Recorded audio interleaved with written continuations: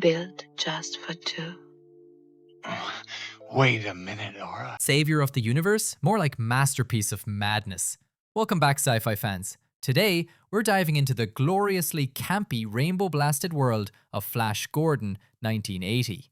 Buckle up, it's gonna be a wild ride to Mongo. Ready? Let's blast off. Number 1. George Lucas inspired its creation. Before Star Wars became a phenomenon, George Lucas had initially sought the rights to Flash Gordon, hoping to adapt the classic 1930s comic strip into a big-budget space opera. However, the rights were tied up in legal battles, forcing Lucas to create his own universe instead. When Star Wars in 1977 exploded in popularity, Italian producer Dino De Laurentiis saw an opportunity and swiftly acquired the Flash Gordon rights, aiming to compete with Lucas's franchise. Ironically, Lucas's failed attempt to secure Flash Gordon led to Star Wars, which in turn revived interest in Flash Gordon as a cinematic property. De Laurentiis envisioned a grand, effects-driven spectacle, but director Mike Hodges steered the film toward a more theatrical, campy tone, far from the gritty sci-fi approach Lucas might have taken.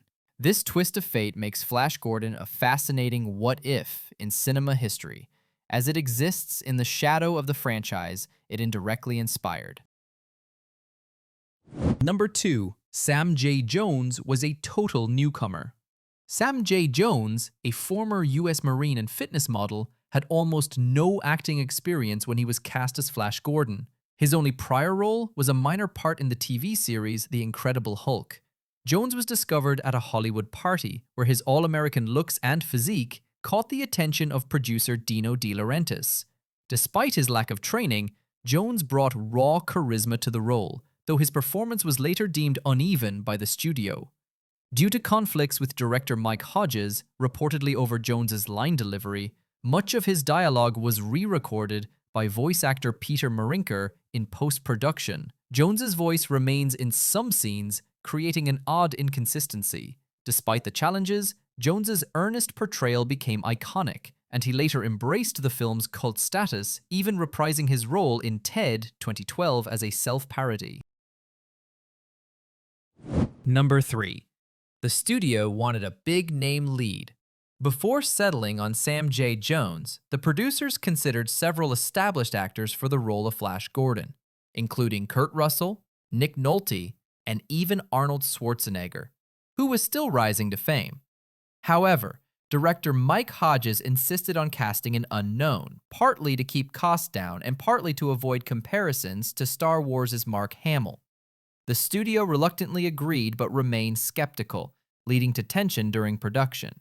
Jones's inexperience sometimes frustrated the crew, particularly in scenes requiring precise timing. Interestingly, Timothy Dalton, later James Bond, was also approached but turned it down, later calling it a silly decision in hindsight. The choice of an unknown ultimately gave Flash Gordon a unique charm, as Jones's lack of Hollywood polish oddly suited the film's comic book aesthetic. Number 4. Brian Blessed, Prince Vultan, screamed so much he damaged his voice. Brian Blessed, the boisterous British actor who played Prince Vultan, brought unmatched energy to the role, especially with his thunderous battle cries. His most famous line, "Gordon's alive!" was delivered with such force that he reportedly ruptured his vocal cords during filming. Blessed, a trained Shakespearean actor, embraced the role's absurdity, ad-libbing many of his lines and even insisting on performing his own stunts despite the cumbersome Hawkman wings. His larger-than-life persona became a highlight of the film, and his offset antics, including wrestling with crew members and shouting at random intervals, kept the set lively. Decades later, Blessed still proudly recalls Flash Gordon as one of his favorite roles, often recreating his famous lines at fan conventions. Number 5. Ornella Muti, Princess Aura, was only 23. Ornella Muti, the Italian actress who played Ming's seductive daughter, Princess Aura, was just 23 years old during filming, far younger than many of her co-stars. Already a star in Europe, Muti was cast for her striking beauty and enigmatic presence, but she faced challenges due to her limited English. Most of her dialogue was later dubbed by British actress Julia Brahms, though Muti's smoky voice was retained in some scenes. The costumes, designed by Danilo Donati, were equally daring, with Moody squeezed into skin-tight metallic outfits that she later joked were impossible to sit in. Despite the language barrier, Moody's performance exuded a playful, dangerous charm, making Aura one of the film's most memorable characters. Years later, she admitted she barely understood the plot at the time, but loved the film's audacity. Number 6. Max von Sydow hated his costume. Legendary Swedish actor Max von Sydow, known for his work in Ingmar Bergman films, took the role of Ming the Merciless as a fun departure from his usual serious fare. However, he despised the heavy ornate costume and elaborate makeup, which took hours to apply. The robes were lined with thick padding to give Ming a regal bulk, and the spiked shoulder pieces restricted movement. Von Sydow later joked that he suffered for art under the hot studio lights. Despite his discomfort, he relished the campy villainy, delivering lines like "pathetic earthlings" with delicious menace. Ironically, Ming became one of his most recognized roles, even among audiences unfamiliar with his art house classics. Number 7. The Hawkmen could barely see. The Hawkmen's elaborate winged helmets, while visually stunning, were a nightmare for the actors. The narrow eye slits severely limited visibility, making fight scenes hazardous. Brian Blessed recalled nearly walking off cliffs on set, while others tripped over cables. The wings, made of real feathers, were also fragile. Costume repairs were constant. To add to the chaos, the actors had to deliver lines while wearing bulky beak-like mouthpieces that muffled their speech. Many of their shouts were redubbed later. Despite these hurdles, the Hawkmen became iconic, thanks largely to Blessed's roaring energy and the film's vibrant art direction. Number 8. Timothy Dalton almost played Flash. Before Sam J. Jones landed the role of Flash Gordon, producers seriously considered Timothy Dalton, years before he became James Bond. Fresh off period dramas like Wuthering Heights, Dalton was offered the part but turned it down, later admitting he dismissed it as too silly at the time. Ironically, he soon starred in Flash Gordon's would-be competitor, The Rocketeer, 1991, which also flopped. In retrospect, Dalton called his decision a mistake, acknowledging Flash Gordon's enduring cult appeal. Had he accepted, the film's tone might have skewed more serious, given Dalton's classical training. Instead, the role went to newcomer Jones, whose earnest, all-American delivery became iconic. Dalton's career took a different path, but he's since embraced Flash Gordon's legacy, even joking about his missed chance at wearing those tiny shorts. The irony? His Rocketeer character shared Flash's pulp hero roots, yet Flash Gordon outlasted it in pop culture. Decades later, Dalton's near casting remains a fascinating what-if for fans. Number 9. Queen's soundtrack was a last-minute addition. Dino De Laurentiis initially wanted a traditional orchestral score, but Freddie Mercury, a lifelong Flash Gordon comic fan, personally lobbied for Queen to take the job. The band composed the entire soundtrack in a frenzied 3 weeks, often working from unfinished footage. Mercury's iconic "Flash, ah ah" chant was reportedly improvised during recording as a joke, but the team loved it so much it became the track's centerpiece. Brian May's guitar riffs were tailored to match action sequences, like Flash's football-style charge. Despite the rushed process, the soundtrack became a hit, though Queen's contract denied them royalties, a fact May later laughed off, saying they did it for fun. The score's rock opera grandeur elevated the film's campy vibe, with tracks like The Hero and Battle Theme turning into cult anthems. Decades later, the soundtrack is celebrated as one of Queen's most unique projects, proving Mercury's instincts were right. Without it, Flash Gordon might lack its electrifying, larger-than-life pulse. Number 10. Dino De Laurentiis wanted it to be serious. Producer Dino De Laurentiis envisioned Flash Gordon as a gritty Star Wars rival, hiring Alien co-writer Lorenzo Semple Jr. to craft a darker script. Early drafts included more violence and psychological depth, with Ming as a complex tyrant. However, director Mike Hodges and the cast pushed back, embracing the source material's comic strip absurdity. Clashes erupted over the film's tone. De Laurentiis hated the day-glow colors and cheeky humor, while Hodges argued that sincerity would ruin the fun. The result was a chaotic compromise. Scenes like the lethal football battle or Ming's over-the-top cruelty retained its edge, but the overall vibe was pure camp. De Laurentiis reportedly walked out of an early screening, furious. Yet this tonal clash is precisely why the film endures. It's neither pure parody nor straight epic, but a dazzling oddity. Decades later, Hodges admitted the producer's frustration was understandable, but added, "Thank God we didn't listen to him." Number 11.